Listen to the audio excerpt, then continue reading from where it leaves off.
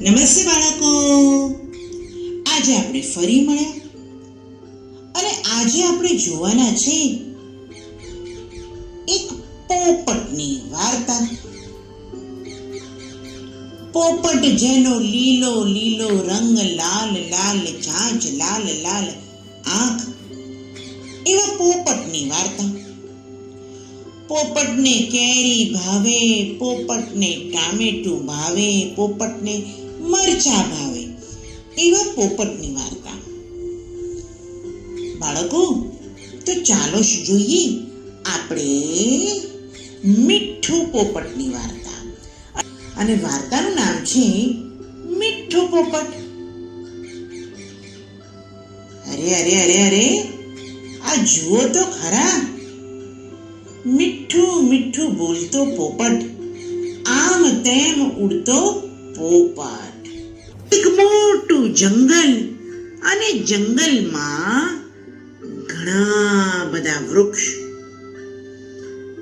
ઘણી બધી નદીઓ વહે, ઘણા બધા પર્વતો, અને એ બધાની વચ્ચે એક મોટા વૃક્ષ પર પોપટોનું ઝુંડ રહેતું હતું. સવાર પડે અને ચણ ચણવા નીકળી જાય. આ બધા પોપટમાં એક મીઠું પોપટ. મીઠું પોપટને બધાની જોડે ફાવે, બધાની જોડે વાતો કરવી ગમે.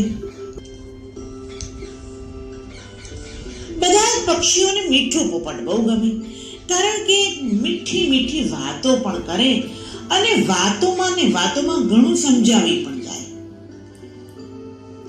દિવસો વીતતા ગયા અને મીઠું પોપટ એક દિવસ ઉડતો ગામમાં આવ્યો. ગામમાં એક લીલાબાનું ઘર. લીલાબા તો સવારે ઉઠે, આંગણું સાફ કરે અને અવનવા ગીતો ગાય અને પોતાનું જીવન ખૂબ આનંદથી વ્યતીત કરે. લીલાબા ખૂબ મહેનતુ. સવારે ઉઠી અને ઘંટી ચલાવે અને ઘંટી ચલાવતા ચલાવતા ગીત પણ ગાય. નાની શી ઝૂંપડીમાં લીલાબા રહે છે, નાની શી ઝૂંપડીમાં લીલાબા રહે છે.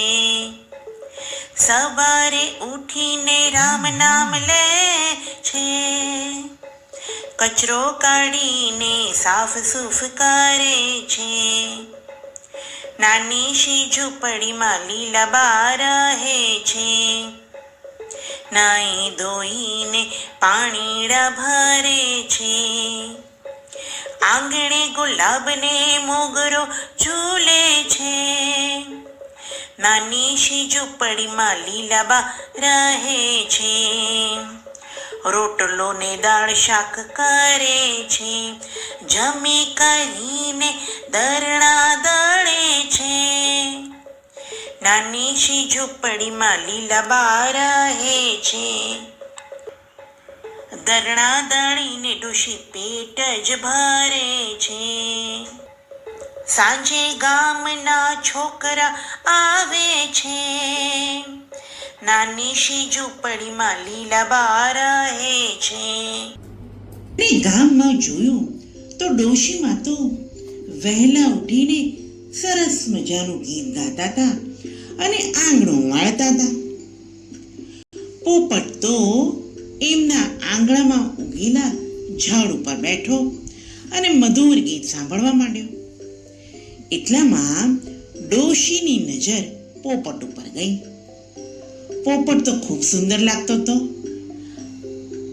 પોપટને જોઈને ડોશીએ તેને ચણ નાખ્યું અને પોતાના ઘરમાં ચાલી ગઈ. પોપટ ધીરે રહીને ચણ ચણવા નીચે આવ્યો. તેણે ચણ ચણ્યું અને ઝાડ ઉપર જઈને બેસી ગયો.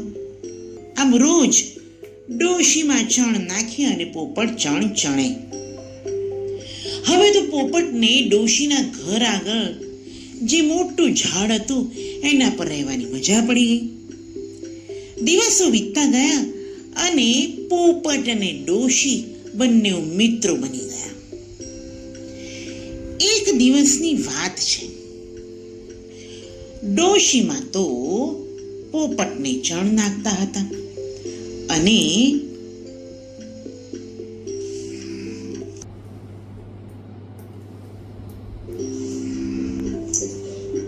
એક દિવસની વાત છે.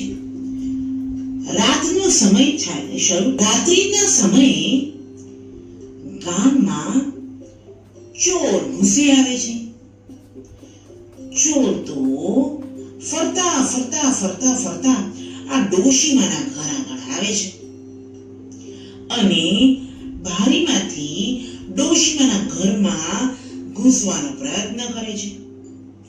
એટલામાં ઝાડ ઉપર બેઠેલા પોપટની આંખ ખુલી ગઈ અને એણે જોયું કે અરે, આ ડોશીમાના ઘરમાં કોણ જઈ રહ્યું છે? પોપટે તો ગીત ગાવાનું શરૂ કર્યું. પોપટ ભૂખ્યો નથી, પોપટ તરસ્યો નથી, પોપટ આંબાની ડાળ, પોપટ સરોવરની પાળ, પોપટ કાચી કેરી ખાય, પોપટ પાકી કેરી ખાય, પોપટ મજા કરે, પોપટ મજા કરે. આમ એણે રટણ ચાલુ જ રાખ્યું. આવું જોર જોરથી ગીત સાંભળીને ગામના લોકો ધીરે ધીરે કરીને ઉઠી ગયા અને ડોશીમાએ પણ પોતાના ઘરની લાઈટ ચાલુ કરી દીધી.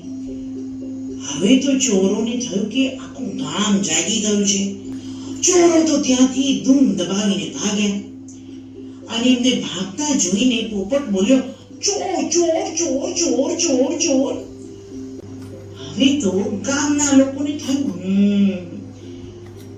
ડોશીમાના ઘર બાજુ ચોર આવ્યા લાગે છે. આખું ગામ ચોરની પાછળ પડી ગયું અને ચોરો તો ઊભી પૂંછડીએ ભાગ્યા અને ગામમાંથી જતા રહ્યા. હવે બધા ભેગા થઈને ડોશીમાના ઘરે આવ્યા અને ડોશીમાને કહ્યું કે ડોશીમા, આ પોપટે તો આજે તમને ખૂબ મદદ કરી. ડોશીમાએ કહ્યું, એ તો મારો ખાસ મિત્ર છે એટલે એ મને મદદ કરે જ ને, કારણ કે અમે બંને એકબીજાનું ખૂબ ધ્યાન રાખીએ છીએ.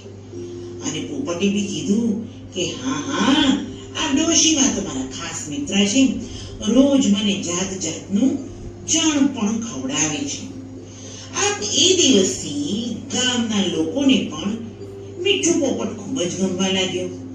મીઠું પોપટ તો દિવસ થાય અને આખા ગામમાં ઉડે અને આખા ગામમાં બધાના ઘરે જાય અને જાત જાતનું ચણ ચણે. સાંજ પડતા ડોશીમાના ઘરના વાડામાં ઉગેલા ઝાડ ઉપર આવીને બેસી જાય. આમ દિવસો વીતવા લાગ્યા અને ડોશીમા અને પોપટ ખુશખુશાલ જીવન જીવવા લાગ્યા. અને જોયું બાળકો, એક પોપટે ડોશીમાના ઘરે આવેલા ચોરને કેવી રીતે ભગાડ્યા?